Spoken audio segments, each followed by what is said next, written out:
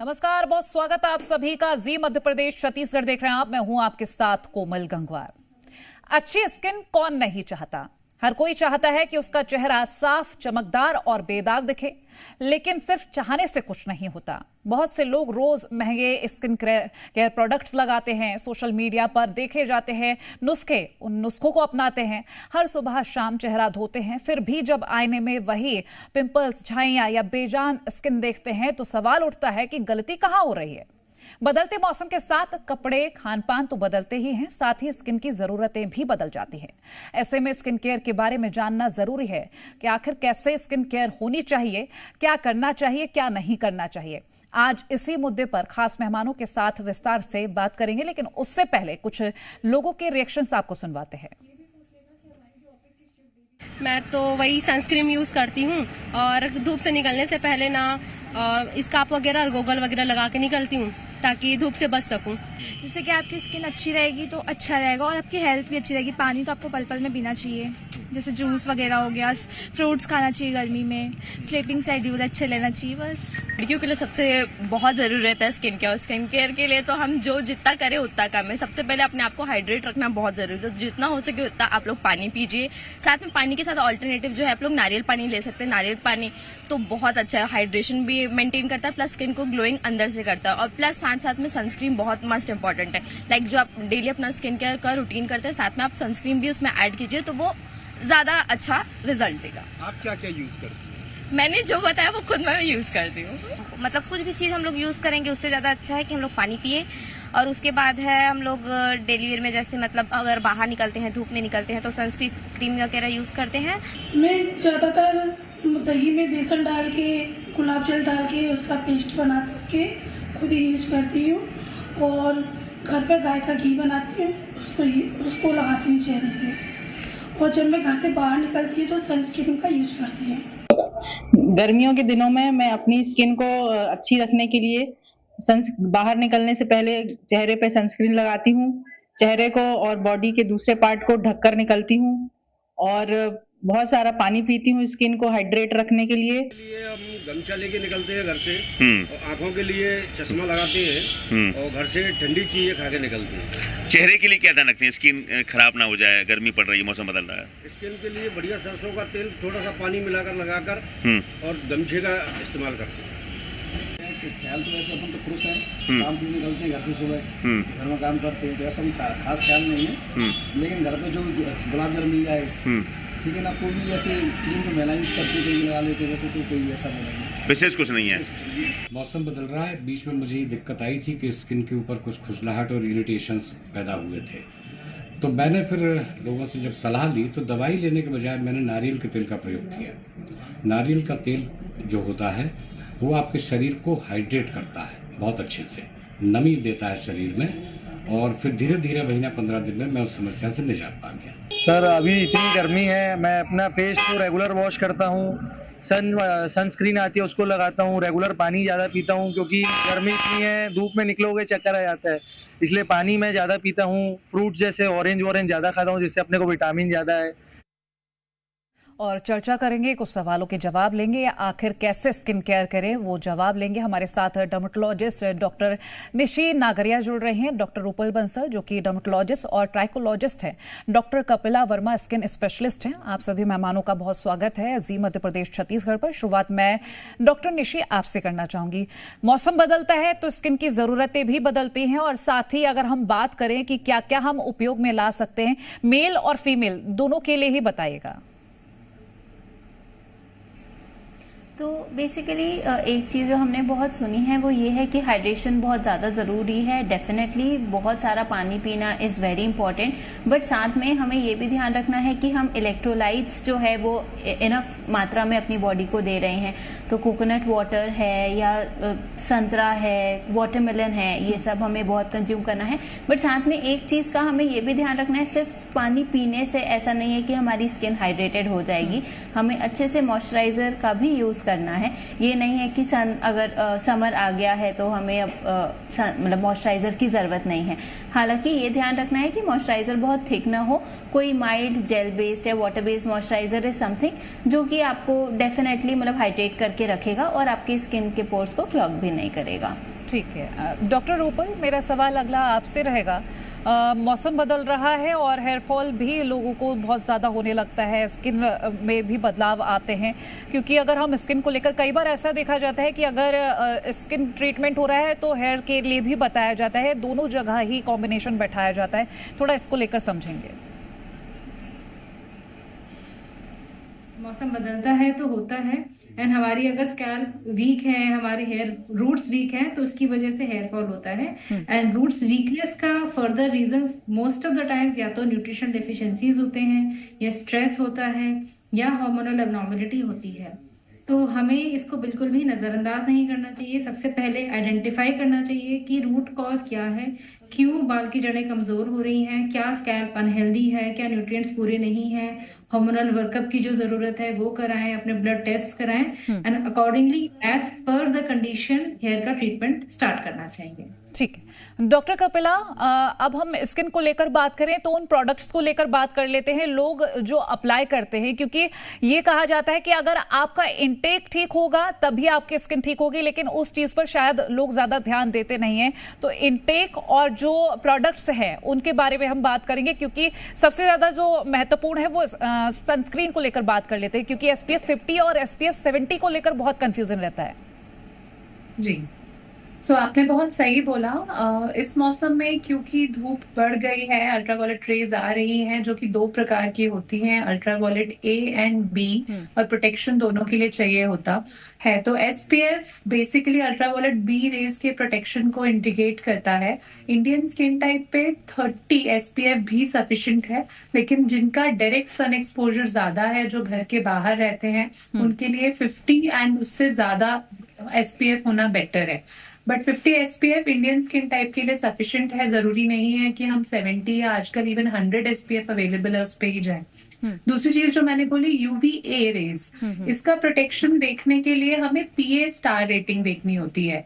PA 333 और 4 star rating UVA light से protect करने का इंडिकेटर होता है। तो जब भी कोई सनस्क्रीन लें, ना सिर्फ SPF को नोट करें बट PA स्टार रेटिंग को भी देखें, तब आपको एक प्रॉपर सन प्रोटेक्शन मिलेगा।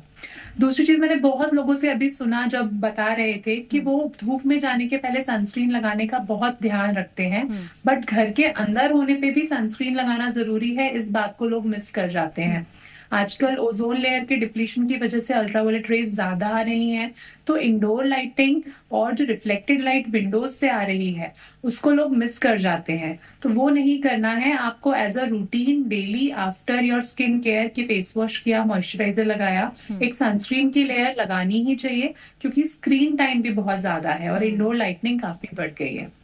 अच्छा डॉक्टर कपिला, मेरा एक सवाल और रहेगा, क्योंकि लोगों को नहीं पता होता कि सनस्क्रीन यूज कैसे करें। घर से निकलने से कितने वक्त पहले हमें वो सनस्क्रीन लगाना है और कब कब हमें अप्लाई करना है, कितनी बार अप्लाई करना है, ये भी जरा बता दीजिएगा। इसमें 3 चीजें हैं। सबसे पहले तो सनस्क्रीन को आपके घर से निकलने के 15 से 20 मिनट पहले अप्लाई करना है, तब वो इफेक्टिवली वर्क करती है, क्योंकि उसमें 2 तरह के फिल्टर होते हैं, केमिकल एंड फिजिकल, और उनको एक्टिवेट होने में उतना समय लगता है। दूसरी चीज, आपको हर 3 से 4 घंटे में रिपीट करना है। वर्किंग लोगों को ये प्रॉब्लम आती है कि अब हम वापस फेस वॉश कैसे करें, फिर कैसे रीअप्लाई करें। तो उसका सिंपल तरीका है कि आपको सिर्फ अपना हैंड वॉश करना है। फेस पे जो भी लेयर्स लगे हुए हैं आप उसकी ऊपर से ही रीअप्लाई कर लें। पूरा फेस वॉश करने की जरूरत नहीं है, बट 3 से 4 घंटे में रीअप्लाई करें, स्पेशली अगर आप डायरेक्ट सनलाइट में ज्यादा देर हैं या स्वेट ज्यादा कर रहे हैं तो। तीसरी चीज है क्वांटिटी। लोग कई बार बहुत छोटी मात्रा में सनस्क्रीन लेकर उसे फेस पे स्प्रेड कर लेते हैं और उन्हें लगता है कि सनस्क्रीन लगी हुई है, बट वो सफिशिएंट नहीं होती। फेस और नेक को कवर करने के लिए 2 फिंगर लेंथ की सनस्क्रीन होनी चाहिए, जिसको एक आइडियल लेयर माना गया है, और इस आइडियल लेयर पर ही आपको प्रॉपरली सनस्क्रीन मिलता है। ठीक है, आप बने रहिए हमारे साथ। डॉक्टर निशी नागरिया जी, मेरा सवाल आपसे रहेगा। हम जाते हैं डर्मेटोलॉजिस्ट से, जब मिलते हैं तो कई लोग ऐसे ट्रीटमेंट्स ले रहे होते हैं कि एक्ने हो रहा है तो ट्रीटमेंट लेना है, झाइयाँ हो रही हैं तो ट्रीटमेंट ले रहे हैं। कई तरह के फेशियल्स भी अब मार्केट में आ रहे हैं जो मशीन से लेते हैं, जैसे हाइड्रा फेशियल हो गया, कार्बन हो गया, माइक्रो नीडलिंग हो गया, लेकिन बहुत सारी जगह पर ऐसे हानिकारक भी बताया जाता है। तो जरा इस चीज को क्लियर करिएगा कि क्या स्किन के लिए बेटर है। तो मैम डिपेंडिंग ऑन ये कि आपको क्या कंसर्न है, उसके बेसिस पे लोगों को ट्रीटमेंट लेना चाहिए। हालांकि ऐसा नहीं है कि अगर आपको कुछ है तो ही आप ट्रीटमेंट लें, आप स्किन के वेलबींग के लिए भी ट्रीटमेंट ले सकते हैं। कुछ चीज़ों का जो बहुत ध्यान रखना चाहिए, मैं बार बार सबको यही समझाती हूँ कि आप जिसके पास जा रहे हैं, आपका जो प्रोवाइडर है वो जो है वो सर्टिफाइड होना चाहिए। लेट्स से डर्मेटोलॉजिस्ट हो, उसके पास प्रॉपर डिग्री हो कि वो जो भी लेजर डिवाइस हैंडल कर रहा है वो सही तरीके से हैंडल करे, उसे उतना नॉलेज हो। दूसरी चीज़, जो भी डिवाइस का यूज हो रहा है वो FDA अप्रूव्ड होना बहुत ज़्यादा ज़रूरी होता है। आजकल बहुत सारे पार्लर्स में ये सब ट्रीटमेंट्स हो रहे हैं और पार्लर में लेजर हेयर रिडक्शन कर देते हैं, पार्लर में लेजर टोनिंग कर देते हैं। तो जब डिवाइसेस ही सही नहीं होंगे और जो प्रोवाइडर है वो सही नहीं होगा तो डैमेज होने के चांसेस बहुत ज़्यादा बढ़ जाते हैं।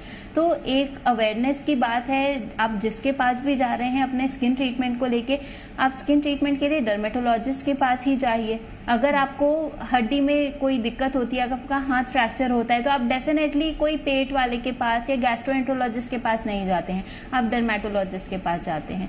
तो ये चीज़ एक बहुत ज़्यादा ज़रूरी है। दूसरी चीज, अगर किसी को स्किन में कोई कंसर्न नहीं है तो भी photo damage is a thing कि नॉर्मल जो सनलाइट होती है, जो अंदर की विजिबल लाइट होती है, वो भी स्किन को कॉन्स्टेंटली एज करती है, डैमेज करती है, पिगमेंटेशन कॉज करती है। तो वैसे केसेस में अगर कोई ट्रीटमेंट लेते रहेगा तो डेफिनेटली वो अपनी स्किन को बहुत ज्यादा टाइम के लिए अच्छे से मेंटेन कर सकते हैं। एंड फॉर सर्टन कंडीशंस जैसे कि मेलास्मा है, जिसमें ऑलरेडी सनलाइट जो है वो आपके कंडीशन को और ज्यादा एग्रीवेट करती है, उनको डेफिनेटली बहुत ज्यादा ही सनस्क्रीन यूज करना चाहिए। लेकिन साथ साथ में अगर वो एडजुएंटली कोई ट्रीटमेंट कराते रहेंगे तो वो पिगमेंटेशन ज्यादा बढ़ेगा नहीं और आप उसको बहुत टाइम के लिए मेंटेन करके रख सकते हैं। ठीक है डॉक्टर रूपल, मेरा सवाल आपसे रहेगा। बहुत सारे लोग होते हैं कि हेयर कलर के शौकीन होते हैं, हेयर कलर कराते हैं जिससे उनको साइड इफेक्ट्स भी होते हैं और स्किन एलर्जी भी हो जाती है कई तरह की। तो इसको लेकर क्या सुझाव दीजिएगा? देखिए, हेयर कलर अगर शौक के लिए करा रहे हैं तो जनरली वो लाइटर हेयर कलर होता है, क्योंकि इंडियन पॉपुलेशन में natural colour dark brown black होता है। तो लाइटर हेयर कलर को लाइट करने के लिए जो लाइटनिंग एजेंट्स यूज किए जाते हैं वो ब्लीचिंग एजेंट्स होते हैं और जो हेयर को परमानेंटली बहुत ज्यादा डैमेज कर देते हैं। तो पहली बात तो ब्लीचिंग एजेंट्स बिल्कुल भी यूज ना करें, वो आपके हेयर शाफ्ट, हेयर क्वालिटी को कम्प्लीटली डैमेज कर देता है। दूसरी बात, अगर ग्रेइंग के लिए, अगर हेयर वाइट हो रहे हैं, ग्रे हो रहे हैं, उसको छुपाने के लिए हेयर कलर का इस्तेमाल करना चाहते हैं तो ये ध्यान दें कि आपका hair colour ammonia and PPD free होना चाहिए, क्योंकि यही दो केमिकल्स हैं जिससे सीवियरेस्ट एलर्जिक रिएक्शंस होते हैं। ये रिएक्शंस में कई बार पूरा स्कैल्प का जो स्किन होता है, पूरा स्कैल्प स्वेलन हो जाता है, वो स्वेलिंग आईज तक चली जाती है, आईज बंद हो जाती हैं, बहुत ज्यादा खुजली होती है। ये अक्यूट रिएक्शंस होते हैं जो कई बार हेयर कलर लगाने के इमीडिएटली बाद होना शुरू हो जाते हैं। कुछ क्रॉनिक लॉन्ग टर्म रिएक्शंस भी होते हैं जो हेयर कलर की वजह से हो जाते हैं, जिसे हम पिगमेंटेड कॉन्टैक्ट डर्मेटाइटिस कहते हैं, जिसमें धीरे धीरे करके हेयर कलर का इफेक्ट की वजह से फोरहेड पे, कान के आगे यहाँ पे डार्कनेस बनाना शुरू हो जाता है। तो इन दोनों को ही प्रिवेंट करने के लिए, अगर ग्रेस कलर कवर करने के लिए हेयर कलर कर भी रहे हैं तो PPD and ammonia free hair colours ही करने चाहिए। अच्छा, हम आज के वक्त में ये समस्या बहुत देखते हैं कि बहुत कम उम्र में लोगों के बाल सफेद होने लग जाते हैं, या अगर हम मेल्स में दिक्कत देखेंगे तो कम उम्र में ही हेयर फॉल होने लगता है। इनके लिए कोई सुझाव है? देखिए, ये दोनों ही कंडीशंस का बहुत मेजर पार्ट बॉडी की इंटरनल स्टेटस पर डिपेंड करता है।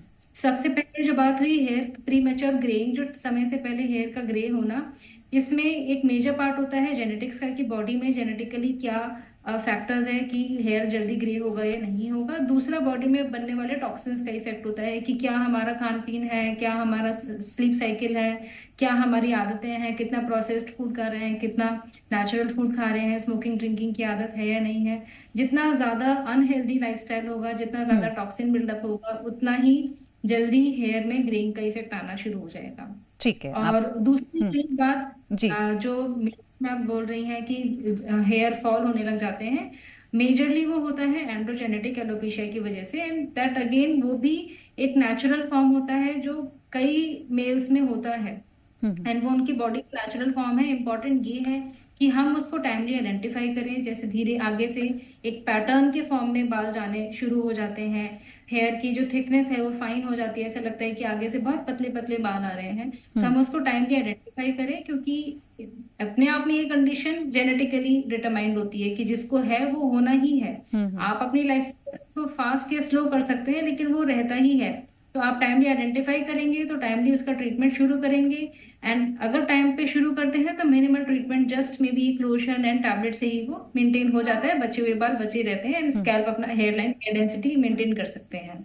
ठीक है, आप बने रहिए हमारे साथ। डॉक्टर कपिला, मेरा सवाल अब आपसे रहेगा, एक आइडियल स्किन केयर की, स्किन रूटीन की अगर हम बात करें तो क्या होगा वो, और साथ ही ये भी जानना चाहेंगे क्योंकि बहुत सारे लोग अपना स्किन टाइप नहीं समझ पाते हैं कि कॉम्बिनेशन स्किन है, ऑयली स्किन है, नॉर्मल है, ड्राई है, किस टाइप का स्किन है, तो ये भी जरा बताइएगा। सबसे पहले स्किन टाइप के बारे में ही बात कर लेते हैं। स्किन टाइप आइडेंटिफाई करने के लिए आपको अपना फेस वॉश करना है और उसके बाद उसे थोड़ी देर तक बिना कुछ अप्लाई करे छोड़ना है। जनरली अगर किसी का स्किन ड्राई टाइप है तो उनको खिंचाव महसूस होगा, रूखापन लगेगा। वहीं अगर ऑयली है तो बिना कुछ लगाए ही स्किन में ऑयल फील होना स्टार्ट हो जाएगा विद इन 10 to 15 मिनट्स। और कॉम्बिनेशन स्किन टाइप हम उसे बोलते हैं जहां लोगों का टी जोन ऑयली रहता है और चीक वाला एरिया ड्राई रहता है। सेंसिटिव स्किन टाइप उसे बोलते हैं जिनको बहुत जल्दी रेडनेस हो जाए, धूप में जाते से ही चेहरा लाल दिखने लगे। अब ये स्किन टाइप किसी का जेनेटिकली प्रोग्राम भी होता है और कई बार विथ वेरियस ट्रीटमेंट्स या हार्मोनल चेंजेस या एज के चेंज के साथ या इवन प्रेगनेंसी वगैरह के बाद भी पैटर्न चेंज होता है। तो जरूरी नहीं है कि जिसका स्किन ऑयली था वो हमेशा ही ऑयली रहे, वो over the period of time change हो सकता है। अब स्किन केयर रूटीन आइडियली कैसा होना चाहिए, ये भी स्किन टाइप के अकॉर्डिंगली प्लान्ड रहता है। अगर ऑयली है तो हम फेस वॉश की बात करेंगे तो उनको थोड़ा फोमिंग फेस वॉश की जरूरत है जिसमें एक्टिव्स हो, जैसे ग्लाइकोलिक एसिड, सैलिसिलिक एसिड, जिससे प्रॉपर क्लेंस हो सके ऑयल। अगर ड्राई स्किन टाइप है तो थोड़ा हाइड्रेटिंग फेस वॉश होना चाहिए या माइल्ड फेस वॉश होना चाहिए जिसमें बहुत ज्यादा ऑयल स्किन से ना निकले और वो और ओवर ड्राई ना हो जाए। वहीं कॉम्बिनेशन स्किन टाइप वाले एक मॉडरेट रेंज का फेस वॉश यूज कर सकते हैं जो कि दोनों तरफ सूट करे, ऑयल रिडक्शन भी कराए, at the same time dry ना कराए, तो उसके अकॉर्डिंगली उन्हें फेस वॉश चूज करना है। फेस वॉश दिन में 2 मैक्सिमम 3 टाइम यूज करना है। बहुत ज्यादा बार भी फेस वॉश करने से स्किन ओवर ड्राई और सेंसिटिव हो सकती है। मॉइस्चराइजर्स की बात करते हैं जो कि किसी भी स्किन केयर का सेकेंड पिलर है आफ्टर फेस वॉश। उसमें ऑयली स्किन वालों को लाइट मॉइस्चराइजर्स यूज करने हैं, जैसा अभी थोड़ी देर पहले डॉक्टर निशी ने बोला। ये जेल बेस्ड या वाटर बेस्ड मॉइस्चराइजर्स हो सकते हैं जो हैवी ना फील करें। ऑयली स्किन वालों को इसका ध्यान रखना है। ड्राई स्किन वालों को थोड़ा क्रीमी मॉइस्चराइजर यूज करना है जो स्किन में प्रॉपर बैरियर दे सके और स्किन को ड्राई ना होने दे। और कॉम्बिनेशन वाले एक मॉडरेट मॉइस्चराइजर पे जा सकते हैं। उनको जनरली ऑयली मॉइस्चराइजर्स नहीं सूट होते, उनको मोर ऑफ जेल बेस्ड या वाटर बेस्ड ही ज्यादा सूट होते हैं। तीसरा पिलर है सनस्क्रीन, जिसके बारे में हम आज बात ही कर रहे हैं। सनस्क्रीन भी अलग अलग टेक्सचर्स की आती हैं। ये भी लाइट वेट और फ्लूइड सनस्क्रीन आती हैं जो कि कॉम्बिनेशन स्किन और ऑयली स्किन वालों को सूट करती हैं। और क्रीम बेस्ड सनस्क्रीन्स रहती हैं जो कि फर्दर ड्राई स्किन वालों के लिए ज्यादा सूटेबल मानी गई हैं। इसमें ध्यान ये रखना है कि अगर आपकी स्किन सेंसिटिव है तो उनको फिजिकल सनस्क्रीन्स पे जाना चाहिए, उसमें केमिकल इंग्रेडिएंट्स नहीं होने चाहिए, वरना कई बार वो उनको इरिटेशन कॉज कर सकता है। तो ये 3 मेजर स्टेप हैं किसी भी स्किन केयर के लिए, किसी भी एज ग्रुप के लिए, जिसमें फेस वॉश, मॉइस्चराइजर और सनस्क्रीन आता है। अब चौथी चीज आती है एक्टिव इंग्रेडिएंट्स। वो अकॉर्डिंग टू पेशेंट्स कंसर्न होते हैं। अगर कोई पिगमेंटेशन से डील कर रहा है तो उनके एक्टिव्स एसिड बेस्ड होंगे, जैसे ग्लाइकोलिक एसिड हो गया, अजेलिक एसिड हो गया। अगर एक्ने हो रहे हैं पेशेंट को तो फिर हम एक्ने बेस्ड इंग्रेडिएंट्स उनको अलग से ऐड कराते हैं उनके डे या नाइट रेजीम में। उसमें कई बार हम टॉपिकल एंटीबायोटिक्स इंक्लूड करते हैं या जो मार्क्स रह गए हैं उसके अकॉर्डिंगली प्रोडक्ट्स ऐड करते हैं। और कभी कभी एजिंग स्किन को जब हम डील कर रहे होते हैं तब हम उनको further anti ageing products include कराते हैं। तो वो पेशेंट के कंसर्न के अकॉर्डिंगली रहेगा। ठीक है डॉक्टर निशी, अगला सवाल मेरा आपसे रहेगा, क्योंकि आज के वक्त में जितने भी वर्किंग लोग हैं, हम मेल्स की बात करें, फीमेल्स की बात करें, फीमेल्स में ज्यादातर अगर हम बात करें तो मेकअप अप्लाई करते हैं, और मेकअप अप्लाई करते हैं तो स्किन केयर बहुत अच्छे से हो ये हमें निश्चित करना होता है। लेकिन उनके लिए क्या सुझाव हो सकता है, क्योंकि लंबे वक्त तक जब हम मेकअप रखते हैं फेस पर तो जाहिर सी बात है स्किन को हार्म होता ही है। ये कहा जाता है कि जब मेकअप की लेयर फेस पर आती है तो ऑक्सीजन हमारी स्किन तक नहीं पहुंच पाती है, तो क्या कर सकते हैं? इसके लिए हमारे पास 2-3 बहुत अच्छे ऑप्शंस अवेलेबल हैं। पहली चीज़ तो ये कि क्योंकि समर का टाइम है, बहुत हैवी मेकअप करना हमें अवॉइड करना चाहिए।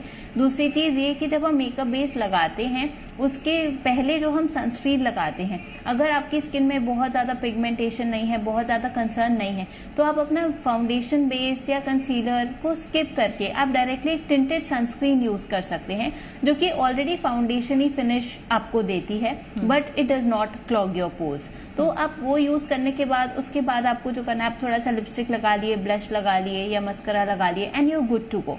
तो that is one thing that people can do. उसके अलावा एक और चीज़ ये है कि रात को आप जब भी सो रहे हैं, you have to make sure that you have to wipe your face very well. इसमें मेकअप वाइप्स मैं बहुत ज़्यादा सजेस्ट नहीं करती हूँ, because it may not remove the makeup properly. तो मेकअप वाइप की जगह आप खुद एक क्लेंजिंग बाम यूज कर सकते हैं या मिसेलर वाटर यूज कर सकते हैं। उसके बाद आप अपना फेस वॉश यूज कीजिए, ताकि जो थोड़ा भी मेकअप का रेसिड्यू है वो सारा का सारा जा सके। उसके बाद apply a good layer of moisturiser and then you sleep. But किसी दिन ये मैं मानती हूँ कि डेली मेकअप रिमूव करना मतलब नहीं है पॉसिबल, तो तब वंस इन अ वाइल आप मेकअप वाइप यूज कर रहे हैं तो that is fine, but more और लेस जितना अवॉइड कर सकते हैं उतना ज्यादा। लेकिन अगर प्रोफेशनली वैसा हो डॉक्टर निशी और डेली अगर मेकअप अप्लाई कर रहे हैं तो उसके लिए क्या कर सकते हैं? शॉर्ट में आंसर चाहेंगे। तो उसके लिए आप डबल क्लेंजिंग कीजिए, रात को मॉइस्चराइजर लगाइए। और दूसरी चीज, जब आप मेकअप चूज कर रहे हैं तो ऐसे मेकअप चूज कीजिए जो आपकी स्किन को क्लॉग न करें। अलग अलग स्किन टाइप के लिए अलग अलग टाइप के मेकअप आते हैं, आप डेफिनेटली आप उसको ट्राई करके ही आप अपना मेकअप चूज कीजिए। चलिए, बहुत शुक्रिया आप तीनों का ये हमारे साथ इस चर्चा का हिस्सा बनने के लिए और ये महत्वपूर्ण बातें बताने के लिए। उम्मीद ये है कि जितने भी दर्शक देख रहे हैं अब वो अपना अच्छे से स्किन केयर करेंगे और बदलते मौसम के हिसाब से अपना ध्यान रखेंगे। हमारी इस खास पेशकश में इतना ही। आप देखते रहिए जी मध्य प्रदेश छत्तीसगढ़।